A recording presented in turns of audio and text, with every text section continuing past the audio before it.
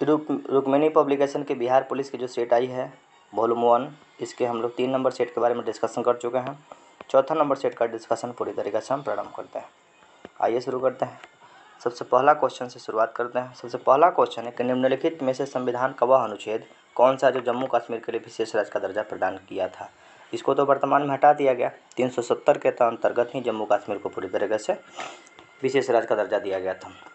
भारतीय संविधान का कौन सा संविधान का भाग जो संविधान की आत्मा कहा जाता है।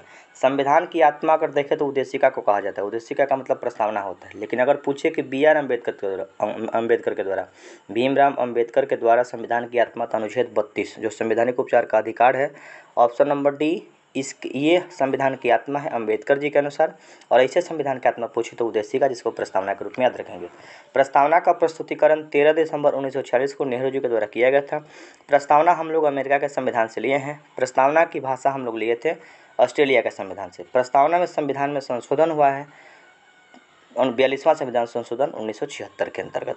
प्रस्तावना को संविधान का भाग पहले नहीं माना जाता था, लेकिन एक केस हुआ था केशवानंद भारती बनाम केरल राज्य के केस में 1973 में, और उसके बाद से प्रस्तावना को संविधान का भाग मान लिया गया। क्वेश्चन है 3 नंबर, क्लोरोफॉर्म का प्रयोग किस रूप में किया जाता है। निश्चेतक के रूप में किया जाता है। जब आदमी की बेहोश करना होता है ना, ऑपरेशन के समय में जब बेहोश करना होता है उस पीरियड में कहा जाता है। इसको संज्ञाहरण कहा जाता है। एक शब्द मिलेगा आपको संज्ञाहरण। संज्ञाहरण और निश्चेतक का मतलब पूरी तरीके से बेहोशी करने के समय में क्लोरोफॉर्म का प्रयोग, जिसको ईथर कहा जाता है। बोलचाल के भाषा में ईथर बोलते हैं। ईथर से उंघा दिया तो आदमी ईथर से उंघाने के बाद आदमी बेहोश हो जाता है। ईथर, क्लोरोफॉर्म, निश्चेतक, संज्ञाहरण सब एक ही शब्द को याद रख लीजिएगा। आगे देखते हैं क्वेश्चन। सीडेराइट किसका अयस्क है। सीडेराइट आयरन का अयस्क है। हेमेटाइड, मैग्नेटाइड, सीडेराइट। एल्युमिनियम का अयस्क है बॉक्साइड।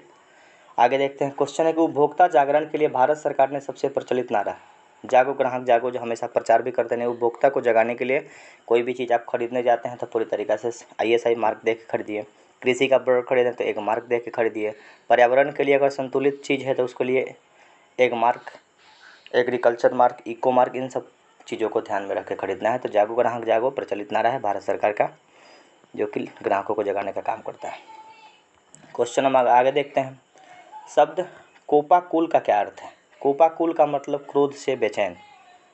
क्रोध से बेचैन शब्द को बोलेंगे कोपाकुल। मीराबाई का जन्म कहाँ हुआ था। मीराबाई का जन्म राजस्थान में हुआ था।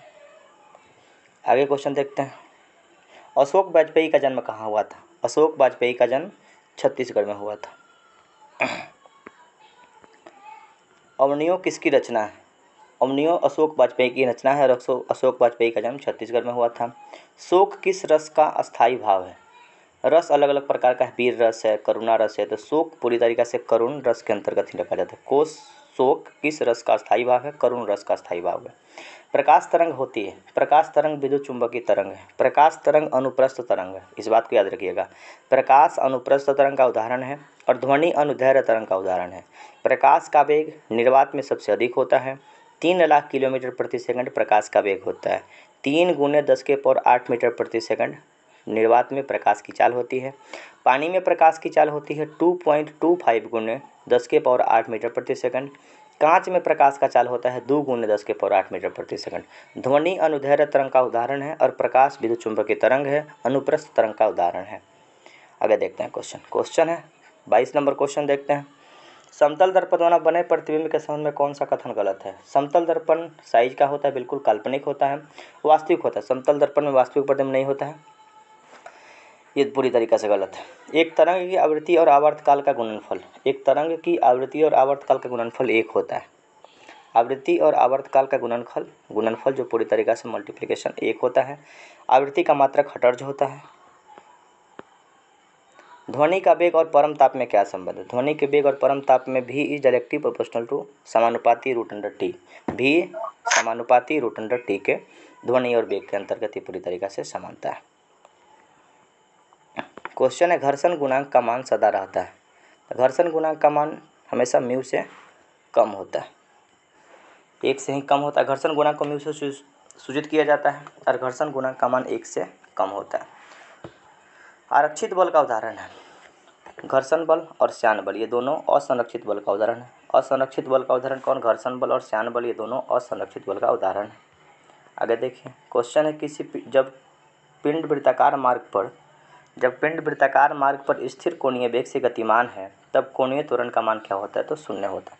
कोई भी काम अगर वृत्ताकार पथ पे कर रहे हैं तो काम आपका पूरी तरीके से 0 है।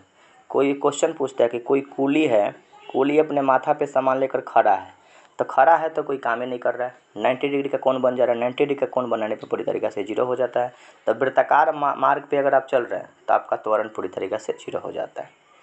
एक साइकिल मोड़ पर गति करते समय संतुलित रहती है। कोरियोलिस बल के कारण ये पूरी तरीके से संतुलित रहती है। लेकिन जिस मोड़ से हम लोग साइकिल घुमाते हैं उतना मोड़ से हम लोग भी मुड़ जाते हैं तो हम लोग गिरने से बच जाते हैं। मौत का कुआं वाला व्यक्ति इसी आधार पे तो चल जाता है। मौत का कुआं वाला व्यक्ति जिस आधार पे सड़क मुड़ा होता है, जैसे उसका जिस पे गाड़ी चलाता है वो पूरी तरीके से सीक्वेंस में बनाया जाता है, मुड़ के बनाया रहता है, इसी कारण अच्छे तरीके से वो चला पाता है। बल का आघूर्ण पैमाना है, तो बल आघूर्ण पैमाना है पिंड के घुमाने की क्षमता को बल आघूर्ण के रूप में हम लोग याद रखेंगे। आगे क्वेश्चन देखते हैं। एक युग्म बनता है, युग्म बनाने के लिए समान परिणाम के 2 समानांतर बलों को एक युग्म के रूप में हम लोग बनाते हैं।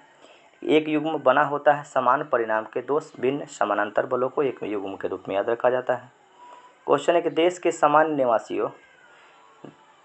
सामान्य निवासियों और उनकी संपत्ति द्वारा उत्पादित सभी अंतिम वस्तुएं और सेवाओं का मूल्य कहलाता है, चाहे वह देश के बाहर या भीतर उत्पादन। सकल राष्ट्रीय उत्पाद का मतलब जितना भी हमारे देश के भीतर उत्पादन होता है उन सभी को सकल राष्ट्रीय उत्पाद के रूप में याद रखा जाता है। भारत में राष्ट्रीय और प्रति व्यक्ति आय की रिपोर्ट देने के लिए निम्नलिखित में से कौन सा संस्था जिम्मेवार है? देखिए प्रति व्यक्ति आय सांख्यिकी और कार्यालय मंत्रालय के द्वारा ही पूरी तरीके से रिपोर्ट दी जाती है। क्योंकि भारत के लोगों का आय कितना है ये रिपोर्ट कौन देता है? सांख्यिकी और कार्यक्रम कार्यान्वयन मंत्रालय CSO का एक संस्था है। CSO के द्वारा ही पूरी तरीके से लोगों के आय की गणना की जाती है। 8 से 10 जनवरी 2023 को 17वां प्रवासी भारतीय दिवस कहाँ मनाया गया? प्रवासी भारतीय दिवस हम लोग मनाते हैं 9 जनवरी को, जिस दिन महात्मा गांधी दक्षिण अफ्रीका से लौट कर आए थे। 9 जनवरी 1915 को महात्मा गांधी दक्षिण अफ्रीका से लौट कर आए थे और उसी उपलक्ष्य में हम लोग प्रवासी भारतीय दिवस मनाते हैं। हर 2 वर्षों पर इसका आयोजन होता है। इस बार आयोजन जो हुआ था पूरी तरीके से 2023 में इंदौर में हुआ था। इंदौर मध्य प्रदेश में स्थित है। सबसे स्वच्छ शहर के रूप में इसको हम लोग याद रखेंगे। क्वेश्चन है निम्नलिखित में से कौन अप्रत्यक्ष कर है? तो सीमा शुल्क, निगम कर, संपत्ति कर। सीमा शुल्क पूरी तरीके से अप्रत्यक्ष कर का उदाहरण है। GST भी अप्रत्यक्ष कर है। अप्रत्यक्ष 2 प्रकार का कर होता है, एक प्रत्यक्ष कर और एक अप्रत्यक्ष कर। प्रत्यक्ष कर का मतलब कि जिस कर का रोपण, जैसे मान लीजिए कर हम टैक्स हमारे ऊपर लगता है और जमा हम ही करते हैं तो प्रत्यक्ष कर होगा।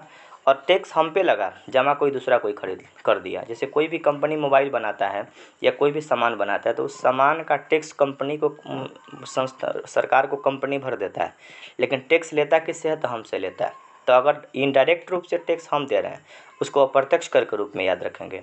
और जिस पे हम पे लगा हम ही जमा कर रहे हैं, जैसे हम पैसा कमाएंगे आय कर होगा इनकम टैक्स, तो इनकम टैक्स हम ही कमाएंगे और हम ही को देना होगा तो इनका प्रत्यक्ष कर होगा और दूसरे पे अप्रत्यक्ष के रूप में याद रख लेंगे।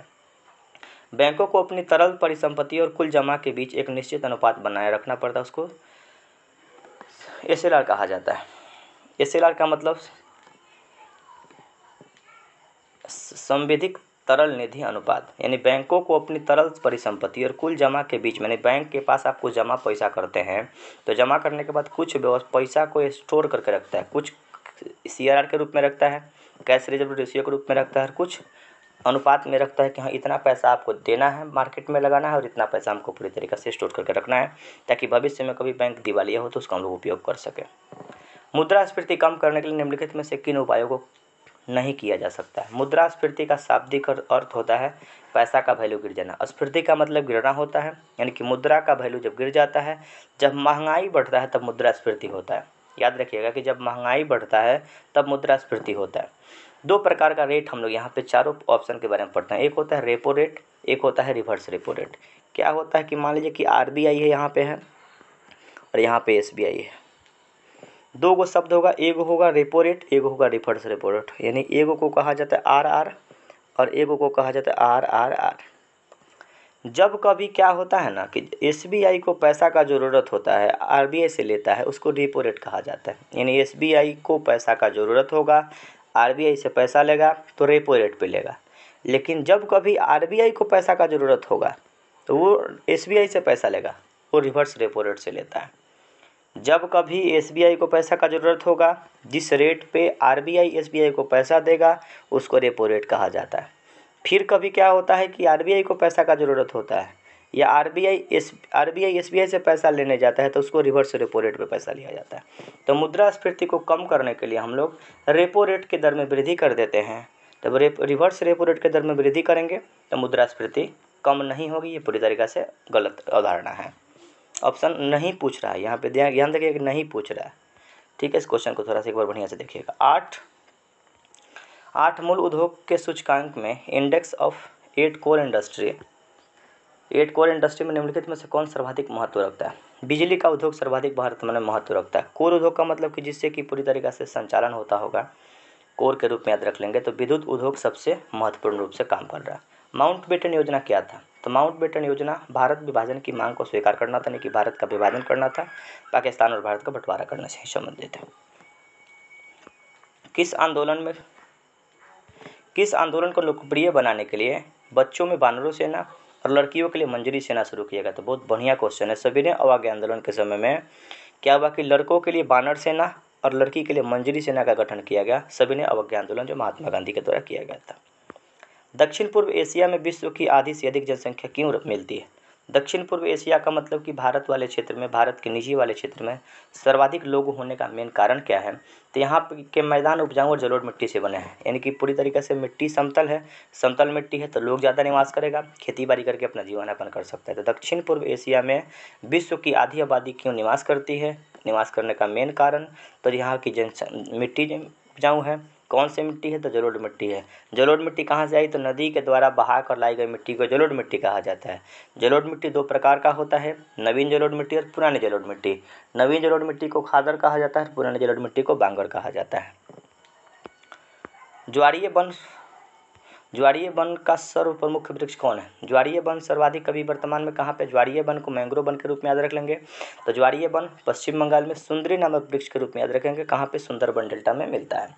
रेगुड़ मिट्टी के लिए हम लोग बात किए थे। रेगुड़ मिट्टी को काली मिट्टी कहा जाता है। कपास के लिए उत्पादन होता है। बैसाल्ट चट्टान से निर्मित होता है। बैसाल्ट चट्टान से निर्मित रेगुड़ मिट्टी के बारे में पढ़ लिए थे। बहुत अच्छा क्वेश्चन है, याद रख लीजिएगा। अब देखिए, हॉकी का गेंद का रंग कैसा होता है? तो हॉकी के गेंद का रंग उजला होता है। हॉकी अपने भारत का राष्ट्रीय खेल है, उजला होता है। क्वेश्चन आगे देखते हैं। स्वर्ण कमल पुरस्कार किस क्षेत्र में दिया जाता है? स्वर्ण कमल पुरस्कार फिल्म के क्षेत्र में दिए जाने वाला पुरस्कार है। बाउल किस राज्य का लोक नृत्य है? तो बाउल पश्चिम बंगाल का लोक नृत्य है। हड़प्पा सभ्यता निम्नलिखित में से किसके समकालीन थी? हड़प्पा सभ्यता को आदि ऐतिहासिक काल का उदाहरण माना जाता है। हड़प्पा सभ्यता कांस्य युगीन सभ्यता थी। कांसा धातु इस समय मिला था। कांसा, तांबा और टीन का मिश्रण होता है। निम्नलिखित में से कौन जैन धर्म से संबंधित है? जैन धर्म से संबंधित स्यादवाद का संबंध किससे है? जैन धर्म से है। महात्मा बुद्ध द्वारा प्रतिपादित मध्यम मार्ग महात्मा बुद्ध शुरू किए थे। यानी कि न ज़्यादा न कम बीच वाले रास्तों को अपनाने का काम किए थे। तो मध्यम मार्ग में कर्म का सिद्धांत, 10 प्रकार के कर्म के सिद्धांत के बारे में इन्होंने बात किया है। क्वेश्चन आगे देखते हैं। पत्थरों शिलाओं को काटकर मंदिर के निर्माण में सर्वश्रेष्ठ कला किसके पास था? पत्थर को काटकर मंदिर बनाने की कला राष्ट्रकूट वंश के शासनकाल में बहुत ज़्यादा विकसित हुआ था। राष्ट्रकूट का संस्थापक दंती दुर्ग नामक व्यक्ति हुआ करता था। दिल्ली सल्तनत में कुल कितने राजवंश काम किए थे? 5 राजवंश काम किए थे। कौन कौन? गुलाब खिले तो सांस लो, हम आपको बताए थे। गुलाम वंश, खिले का मतलब खिलजी वंश, खिले तो का मतलब तुगलक वंश, सांस का मतलब सैयद वंश और लोधी वंश। यानी गुलाम वंश, तब खिलजी वंश, तब तुगलक वंश, तब सैयद वंश और तब लोधी वंश। दिल्ली सल्तनत में 5 राजवंशों का काम हुआ है। आगे देखते हैं क्वेश्चन। वास्तविक मिशन इंद्रधनुष का संबंध क्या है? मिशन इंद्रधनुष में 7 रंग होता है। घातक बीमारियों को रोकथाम के लिए टीकाकरण की व्यवस्था वर्तमान में की जा रही है। भारत सरकार की योजना है मिशन इंद्रधनुष। मिशन इंद्रधनुष का मतलब जितने भी रोग हैं सब रोगों को लिए टीकाकरण की व्यवस्था भारत सरकार के द्वारा की जा रही है। 30 डिग्री और 40 डिग्री के बीच अस्थायी दाब पेटी का किस नाम से जाना जाता है? अस्वक्षांश कहा जाता है। यानी कि मान लीजिए कि हमारा पृथ्वी है, पृथ्वी के यहाँ पिच 0 डिग्री, इसके ऊपर मान लीजिए 30 डिग्री, तो 30 डिग्री इधर और 30 डिग्री इधर वाले को बोलेंगे अश्व अक्षांश के रूप में याद रखेंगे।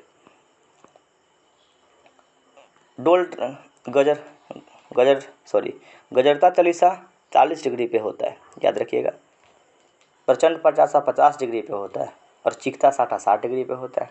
क्वेश्चन नंबर 53 देखते हैं। जनवरी 2023 में तार के पत्तों की पांडुलिपि की दुनिया का पहला संग्रहालय किस राज्य में खोला गया? पांडुलिपि बहुत पुरानी लिपि, तार के पत्ता पर लिखा गया पांडुलिपि का जो संग्रहालय बना है केरल में बनाया गया। आगे देखते हैं क्वेश्चन, निम्नलिखित में से वायुमंडल की किस पेटी पे घोरे अक्षांश के रूप में याद रखा जाता है? घोरे अक्षांश का मतलब अश्व अक्षांश। 30 डिग्री और 40 डिग्री के बीच में हम लोगों ने पढ़ा था। उपोष्ण उच्च वायुदाब पेटी को हम लोग पूरी तरीके से घोरा अक्षांश अश्व अक्षांश के रूप में याद रखते हैं। समुद्र की गर्म धाराएं कहाँ चलती है? भूमध्य रेखा की ओर चलती है, ध्रुव की ओर चलती है। यहाँ क्या है कि हम लोगों का पूरी तरीके से ध्रुव हमारा इसको नॉर्थ पोल और इसको साउथ पोल कहा जाता है। तो हमारा हवा जो चलती है पूरी तरीके से ध्रुव की तरफ चलती है, पोल की तरफ चलती है, कोई दिक्कत नहीं, ध्रुव की तरफ चलती, ध्रुव की ओर चलती है। विश्व मानवाधिकार दिवस कब मनाते हैं? विश्व मानवाधिकार दिवस हम लोग 10 दिसंबर को मनाते हैं। पोंगल क्या है? तो पोंगल तमिलनाडु का एक त्यौहार है, फसल के कटने पे मनाया जाता है।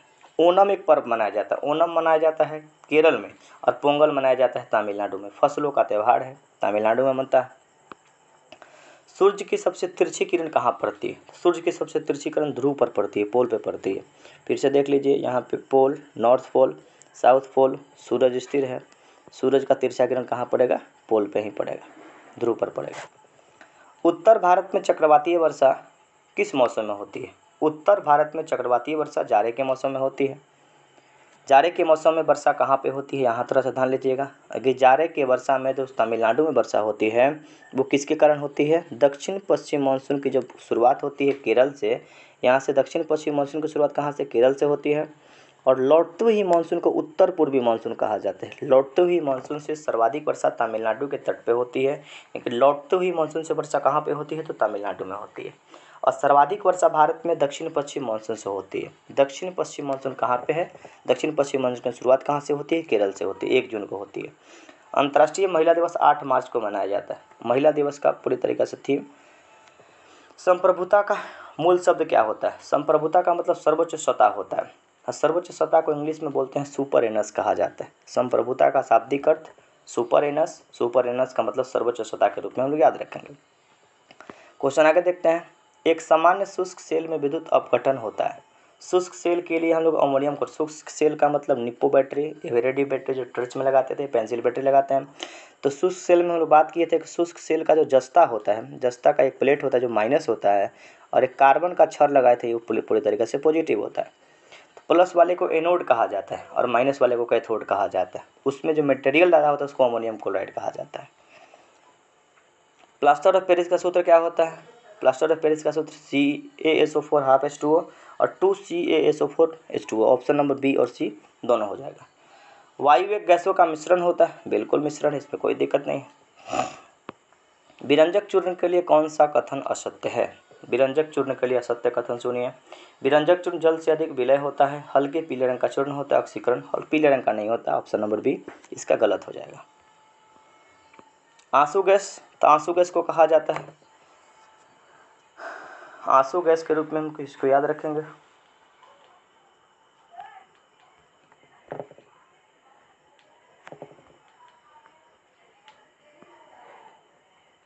क्लोरोएसिटोफिनॉन को आंसू गैस कहा जाता है। क्लोरीन का ही पूरी तरीके से यौगिक होता है।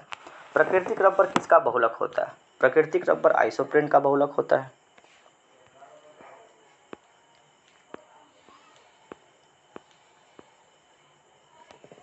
क्वेश्चन है कि 1789 की क्रांति के बाद फ्रांस में किस प्रकार की शासन व्यवस्था स्थापित हुई? 1789 में फ्रांस की क्रांति हुई थी और 1789 में फ्रांस की क्रांति के बाद जनतंत्र की व्यवस्था हुई थी। संवैधिक राजतंत्र, उदार तानाशाही, सैनिक तानाशाही, निरंकुश शासन तो वहाँ पे हुआ करता था, लेकिन बाद में संवैधिक राजतंत्र की व्यवस्था 1789 के फ्रांसीसी क्रांति के बाद ही हुई थी। जीते हुए खेत का साक्ष्य कहाँ से प्राप्त हुआ है? कालीबंगन से प्राप्त हुआ है। कालीबंगन कहाँ पे है? राजस्थान में। कालीबंगन का शाब्दिक अर्थ कालीबंगन का शाब्दिक अर्थ काले रंग की चूड़िया होता है। आगे क्वेश्चन देखते हैं कि भारत में हरित क्रांति किस दशक में शुरू हुई थी। हरित क्रांति की शुरुआत 66-67 में हुई थी, 60 के दशक में हुई थी। दशक का मतलब 10 साल होता है। हरित क्रांति के जो जन्मदाता भारत में माने जाते हैं एम.एस. स्वामीनाथन। एम.एस. स्वामीनाथन का देहांत आज ही हुआ है, आज 28 तारीख को ही वर्तमान में। आज हम मैसेज भी डाले थे, लेकिन भारत में हरित क्रांति के जनक एम.एस. स्वामीनाथन को माना जाता है। विश्व में हरित क्रांति की शुरुआत नॉर्मन ई बोरलॉग के द्वारा किया गया था। हरित क्रांति शब्द दिए थे विलियम गॉड और 1966-67 में हरित क्रांति की शुरुआत की गई थी। क्वेश्चन 89 नंबर देखते हैं कि भारत में कुल्लू घाटी निम्नलिखित में से किसकी खेती करता है। कुल्लू घाटी कहाँ पे है? हिमाचल में। तो हिमाचल में सेब की खेती करता है। क्वेश्चन आगे देखते हैं, निम्नलिखित में से वह इस्पात संयंत्र कौन सा है जिसकी स्थापना द्वितीय पंचवर्षीय योजना के दौरान नहीं की गई थी। दूसरा पंचवर्षीय योजना के तहत भिलाई, दुर्गापुर और राउरकेला का स्थापना किया गया था। तीसरा पंचवर्षीय योजना के तहत बोकारो स्टील प्लांट की स्थापना किया गया था। बोकारो भी किया गया था रसिया के सहयोग से, भिलाई भी किया गया था रसिया के सहयोग से, दुर्गापुर किया गया था ब्रिटेन के सहयोग से और राउरकेला किया गया था जर्मनी के सहयोग से। याद रखिएगा, छोटा सा ट्रिक है, राजदूत याद रखिएगा। राउरकेला जर्मनी के सहयोग से उड़ीसा में स्थित है। दुर्गापुर ब्रिटेन के सहयोग से हुआ था। दुर्गापुर कहाँ पे? पश्चिम बंगाल में है। भीरू भाई 55 याद रखिएगा। भिलाई स्टील प्लांट रसिया के सहयोग से, उस समय उसको USSR कहा जाता था, वर्तमान में रसिया, याद रख लीजिएगा। भीरू भाई 55 यानी कि भिलाई स्टील प्लांट रसिया के सहयोग से 55 में स्थापित किया गया। बोरू याद रखिएगा, तो बोरू से याद रखिएगा कि बोकारो स्टील प्लांट झारखंड में स्थित है, रसिया का सहयोग से बनाया गया था और बोकारो तीसरा पंचवर्षीय योजना के तहत बना था। क्वेश्चन एक, निम्नलिखित में से बिजली का नवीकरणीय संसाधन क्या है। तो बिजली का नवीकरणीय संसाधन, बिजली के लिए हम लोग बात करेंगे पानी, कोयला, पेट्रोलियम, में सब तो अनवीकरणीय संसाधन है। यानी कि पानी से जब बिजली बनाते हैं, जल विद्युत के रूप में हाइड्रो पावर प्रोजेक्ट लगाते हैं, तो रिन्यूएबल एनर्जी फिर से इसको उपयोग कर लेंगे। अनवीकरणीय का मतलब होता है कि जिसका उपयोग हम लोग दोबारा नहीं करेंगे और इसको बनाने में बहुत लंबा समय लगेगा। तो पेट्रोलियम, प्राकृतिक गैस, कोयला सब अनवीकरणीय संसाधन का उदाहरण है।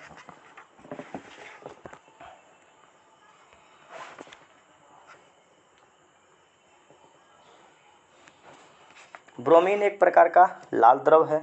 ब्रोमीन के बारे में हम लोगों ने बात किया था कि सबसे हमारे रूम के टेम्परेचर पे द्रव अवस्था में बनने वाला धातु पारा है। यानी कि पारा एक द्रव धातु के रूप में काम करता था। ब्रोमीन द्रव अधातु, यानी कि हमारे रूम के टेम्परेचर पे ब्रोमीन एक अधातु है लेकिन द्रव अवस्था में पाया जाता है। क्वेश्चन है कि निम्नलिखित में से किस देश ने क्रिकेट टीम एशिया 2022 की श्रृंखला जीती। श्रीलंका के द्वारा जीता गया था। क्वेश्चन है आगे, निम्नलिखित में से किस राज्य सरकार ने इंदिरा गांधी शहरी रोजगार योजना शुरू किया है। राजस्थान के द्वारा शुरू किया गया है। वर्तमान राजस्थान में कांग्रेस का सरकार है, इससे भी थोड़ा सा याद रख लीजिएगा। इंदिरा गांधी शहरी योजना राजस्थान में शुरू किया गया था। क्वेश्चन है कि अंतर्राष्ट्रीय न्यायालय के न्यायाधीशों के निर्वाचन कौन करता है। महासभा और सुरक्षा परिषद की संयुक्त रूप से किया जाता है। अंतर्राष्ट्रीय न्यायालय का मुख्यालय हेग, नीदरलैंड में है। जैसे हम लोग यहाँ पे एक देखते हैं सुप्रीम कोर्ट, एक देते हैं हाई कोर्ट और एक देखते हैं सिविल कोर्ट। सिविल कोर्ट का मतलब, जैसे इसको सिविल कोर्ट को सी से लिख दीजिए, सिविल कोर्ट। सिविल कोर्ट अपने छपरा में अलग अलग पूरी तरीक़ा से अपने जिला में हो जाता है। हाई कोर्ट अपने राज्य की राजधानी में हो सकता है और कोई अलग शहर में हो सकता है। सुप्रीम कोर्ट देश लेवल पे काम करेगा, देश लेवल पे, राज्य लेवल पे और जिला लेवल पे। और पूरी तरीक़ा से इसको बोलते हैं इंटरनेशनल कोर्ट ऑफ जस्टिस, अंतर्राष्ट्रीय न्यायालय। यानी कि पूरे देश भर का न्यायालय को कहा जाता है अंतर्राष्ट्रीय न्यायालय। इस अंतर्राष्ट्रीय न्यायालय के में ना 15 न्यायाधीश होते हैं। एक न्यायाधीश का कार्यकाल 9 वर्षों का होता है। भारत के डॉक्टर नरेंद्र सिंह एक जज हुआ करते थे जो वहाँ पे पूरी तरीक़ा से काम किए। यानी कि भारतीय व्यक्ति नरेंद्र सिंह जो अंतर्राष्ट्रीय न्यायालय में काम कर चुके हैं, इस बात को याद रखिएगा।